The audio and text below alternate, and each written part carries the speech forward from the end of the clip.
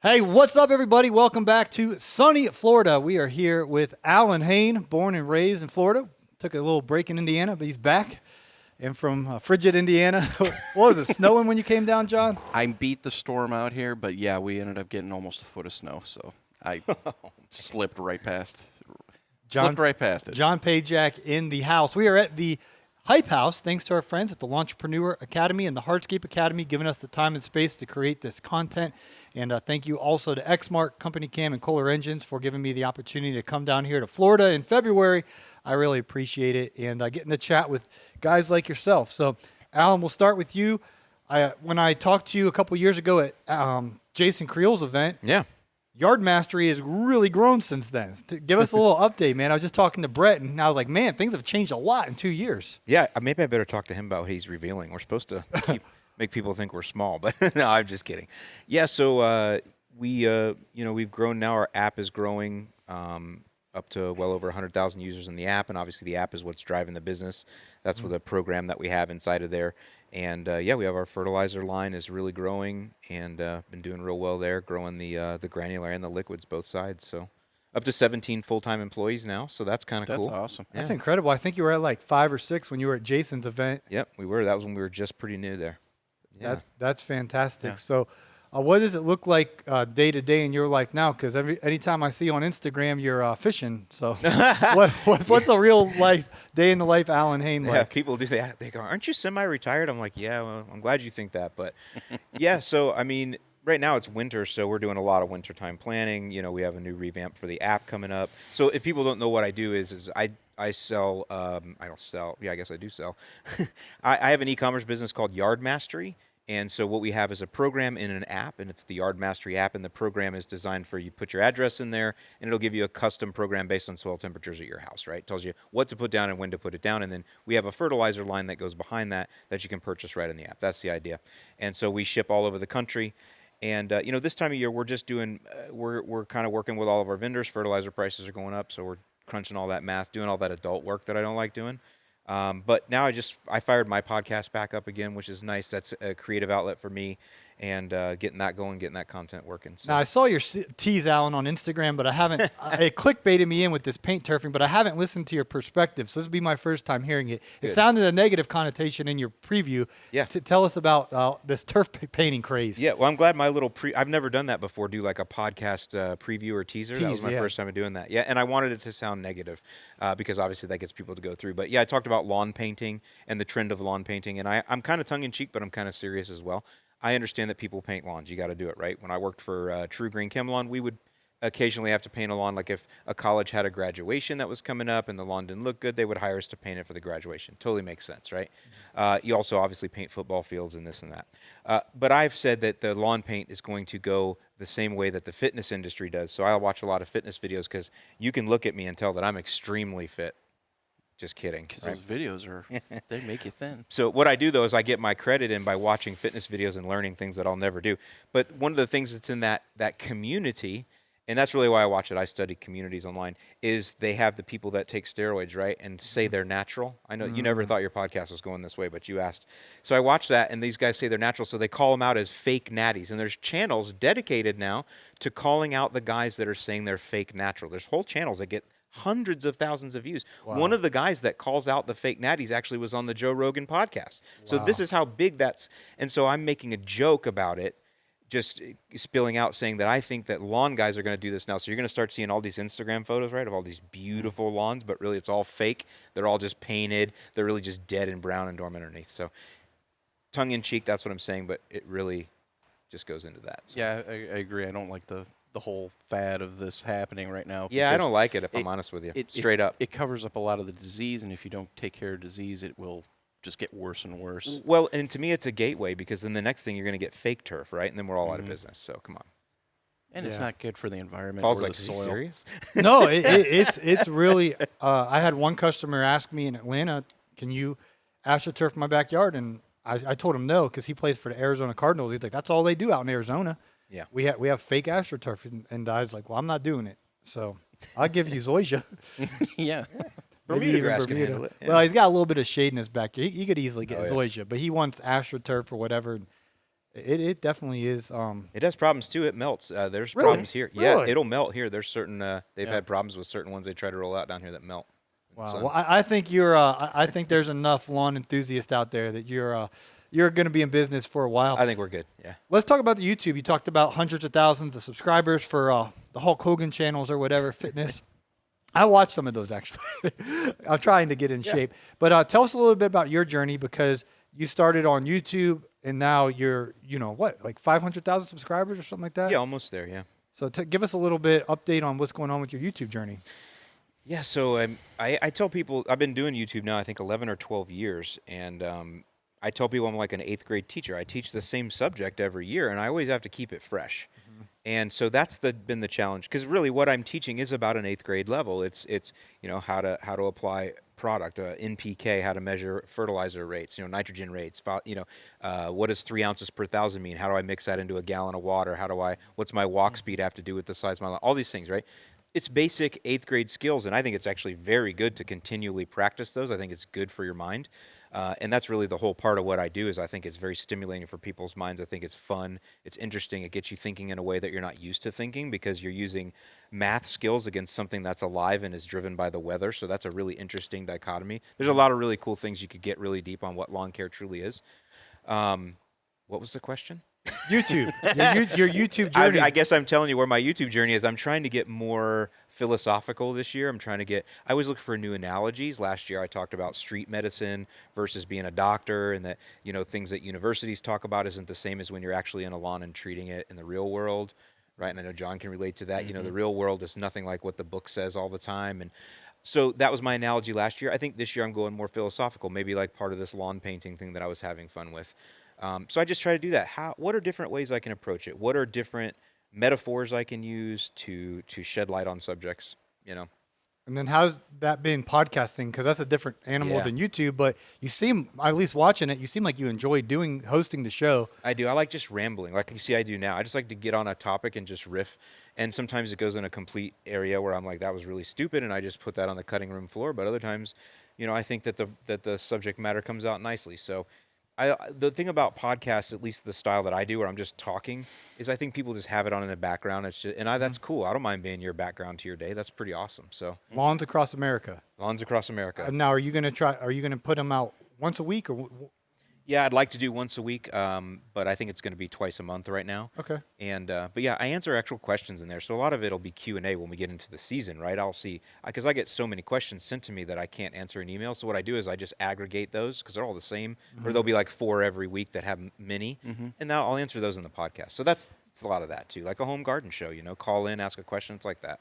Speaking of emails, Allyn, for a while, I've had such a reverence of how successful you are as an email marketer, and I've tried to get that. As we had a event at GIE, there's like 400 people there. It's pretty cool. Yeah, that was fun. Yeah. And I wanted the topic to be email marketing, but I got overridden by the powers to be. But I know you sell a product. Most people listening sell a service, whether mulch or core aeration or mowing or fertilization and weed control. But the similarities of email marketing can cross from a product to a service. So can you give us the 8th grade, somebody who's just getting started and they've been hearing, yeah, you should do email marketing, as someone who's ultra successful with it? Can you give us a little bit of your tips? Yeah, so the thing is email is not dead. People think it is, it's not. And you can do really well if you're providing value. So there's a couple different things, like I'll just say there's a certain jean company I buy from that I like. And so they send me emails that are always targeted for sales, but I don't mind getting them because I like those jeans, right? So if they come out with a different color, or I happen to need to replace something, I don't mind getting their emails, and I open every one of them. Do I buy every time? No, but I don't mind that. So that's one type of a value that they're delivering because I like their product. Then there's the type that I try to deliver, which is the opposite end, where I try to over-deliver on content and under-deliver on the ask. It's the jab, jab, jab, right hook that Gary Vaynerchuk talks about. So that's my Lawn Care Nut weekly email. And what that is it's me literally writing everything that I'm seeing, like mostly in Facebook groups. I see people post pictures of things and ask questions. Well, I do a lot of answering in Facebook groups. Anybody that's in the group sees me doing it. But sometimes I'll take that and I'll turn that into my weekly email, because if somebody says, I got these brown spots in my St. Augustine grass, what does it mean? Well, I can write 1,000 words on that very easily, because essentially, Paul, what I am is a writer. At the very base of everything that I do, I'm a writer. Sure, I'm on YouTube. I might do some video. I might do but I'm a writer. That's what I am. That's what I was trained as in the Air Force, was a writer. So I actually enjoy that content the most. So my emails are very long. Sometimes they're so long I have to turn them into blog posts because we can't put enough. What that's doing is creating value to people. That builds trust. That also says then that I can ask for some things every once in a while, and so I do in that email. So that's another extreme, right? From the all sales all the time to the provide lots and lots of value and then ask a few times. Then you have the middle. That's the service, right? Because you're servicing a client's property. So you're on their property, but you're also asking them for money. So it's a different type of relationship that way, but you can still provide value. So you get these questions all the time. People either email you, your customers, or not. My lawn turned brown. Well, you know that it's July and that the temperatures have been mild for a long time, and all of a sudden we got 3 days of 90-degree heat, right? Mm-hmm. So what you do is, you know that question's coming in, that's your email. And the subject line is, why is my lawn brown all of a sudden? And you explain it to people, and you even send pictures from the field. Now you're providing value to somebody, right? By the way, what can I do? Well, here's our tips on watering. By the way, next time our specialist is out, ask them for a free rain gauge. See, that type of stuff. So you're providing some value there, and at the end you can have an ask. By the way, it's summer, get your Grub app. Mm-hmm. See what I'm saying? Now, let me talk about the biggest thing, though, is we're going to repurpose that, because you don't want to, you took all that time to write that. What am I going to do now? Well, I tell you what I'm going to do. I'm going to read it, so I'm going to get an audio version of it. And then like you guys do, I'm going to post it on Instagram with the squigglies, right? And a picture of a brown lawn with, you know how you guys do when... audiogram. Audio, thank you. I didn't know the term. And now I got my manager or my owner with that exact email now in an audio, and I can put that on all kinds of places you can think of.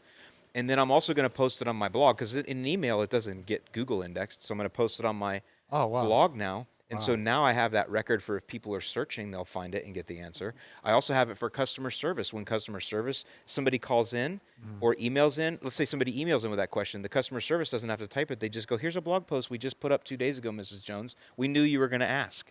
Wow. Smiley face. So now you've taken this piece of content and repurposed it multiple ways. Also use it for training. One more. You can use it for training. Your blog now becomes your training, because your blog is literally a year of problems or challenges or questions that come out from spring to fall. So all you do in the next year is you just go through your blog and you train as it goes on. So that content continually helps. So the original email that you write, are you writing it in like Microsoft Word, Google Docs, before in your email? Wherever you like, yeah. And then how much of that do you adjust for the blog post? If you have an ask at the bottom, do you omit that out before putting on your blog post, so it's just pure education on the blog? Correct. That's right. Yep. Okay. And then in the email, and that's a copy paste, man. That's a Control C, Control V. I mean, it's just that easy. Bam, bam, done. Now in your email, and you have value. Do you 100% of the time have an ask at the very, very, very bottom in every email, or sometimes is it only just value? So sometimes just a hyperlink is actually a call to action too. So if I'm going through it, hey, so here's some tips for things we see in the summer that cause brown spots, and one of those might be grub worms. Well, grub worms is not a real term, so people won't correct me, but it's what people search. But I would hyperlink grub worms to my page on my website that talks about we're signing up people for grub apps right now, and on that page is a form. Put in your information here to sign up for Grub app or call us now, right? So there's always a call to action, a CTA, on that landing page. Okay. How many call to actions should be in an email? That's a hard one to say, because everything's a little bit different, and also depends on what is the purpose of the email. If I'm doing all education because I know that all of my customers are about to call in because their lawns turn brown because it's 90 degrees for the first time, I don't want to sell anything. I'm pushing this out as defense, man. I'm trying to get my phones not to ring so much. Okay. You see? And by the way, there's other ways to get to your customers. When you have their email address, now what you can do is, we've talked about this before, I think, is you can do email match on Facebook. So you can go into Facebook and say, there's all my emails. Any of those people, Facebook, that have that same email, I want you to show them my ad. Well, my ad might be my blog post. It's your company advertising in front of your customer going, we know your lawn might have turned brown. We wrote this for you. So the ad isn't even designed to sell anything. It's designed to educate your customer. Mm-hmm. Those are cheap clicks, I about fell out of my chair here. I didn't even know you could do this. In Facebook, you can give them your email list, and Facebook will see if that's the email for their Facebook account and can send them an ad? Correct. Wow. It'll put it in their feed for you. Yeah, because they know that's your customer. You verified it. Wow. And that's simple once you get into Facebook? Yeah. Yeah. So I mean, these are. This isn't 8th grade. I'm in kindergarten. No. It's okay. Now listen, I don't want you to think I'm an expert. We have staff members that do this, but I just get to do the fun part, which is the brainstorming, like we're doing now. Like, how do I want to reach the customer, right? And then I have someone else execute for me, and that's how most of your audience is going to be. They're not going to have somebody on staff to do this. They're going to have an agency that does it, maybe, or their nephew, right? So this is the challenge. I can sit here and tell you ideas all day, and you can go, wow, that marketing is so awesome. It's the execution that people fail on because you're running your business, right? So the executing on the marketing is always where the challenge happens.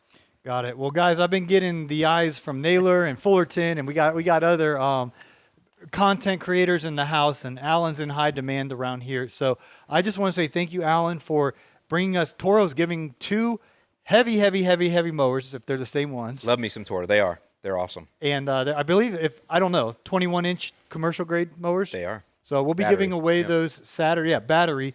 And because I live in Georgia and everyone else flew down here, Toro had sent them to Allyn. So thank you for generously storing them. And he brought them to us, him and Brett. So Well, any excuse to come out to the beach. But no, I love hanging with you guys. This was fun, man. John, I wish we could have talked more, but Hey, I'm sorry, John. don't worry about it. I'll give you a rapid fire finish. Give us the last question, I, Pajak. I shouldn't have been here right now because Allyn had just dominated. no, you're and my it was Northwest great. Indiana compadre, Well, man, from exactly, the but- region. Yeah, but no, that was an excellent wrap up of the email marketing. So you guys should really pay attention to this and take notes because I think there's a couple things in there that I'm like, oh yeah, I need to do that myself. So It was fun. I'm glad we got to riff. That was a lot of fun. Yeah, so thank you, Jab. What was it? Jab. Right hook. That's Give, ask. tap, slug them. Yep.